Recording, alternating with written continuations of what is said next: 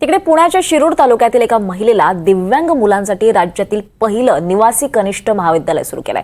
त्या स्वतः दिव्यांग आहेत आणि त्यामुळेच त्यांना या दिव्यांगांची व्यथा सुद्धा स्वानुभवातून परिचित आहे। जाई खासदार असं त्यांचं नाव असून टाकळी हाजी गावात त्यांनी दिव्यांग मुलांसाठी कनिष्ठ महाविद्यालय सुरू केलंय। जाई खासदार यांनी स्वतःच्या जीवनात आलेला अंधार कर्तृत्वानं प्रकाशमय केलाय आणि लोकांसमोर एक आदर्श निर्माण केलाय।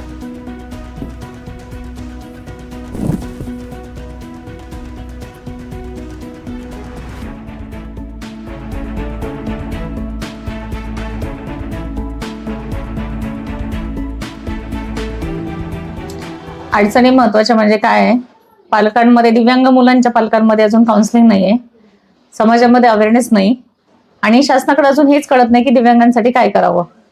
या मुलांच्या निवासी सुविधा करताना त्यांचं जेवण, आरोग्य, शिक्षण या अशा अनेक अडचणी आहेत।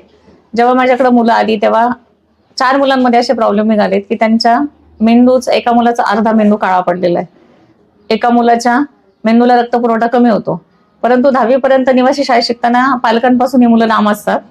दिव्यांग मुलांनी उच्च शिक्षणाच्या प्रवाहात येण्यासाठी जी वंचित मुलं आहेत त्याचा खरं तर समाजाने, पालकांनी, शासनाने विचार करावा, हेच या माध्यमातून मी सांगू इच्छित आहे।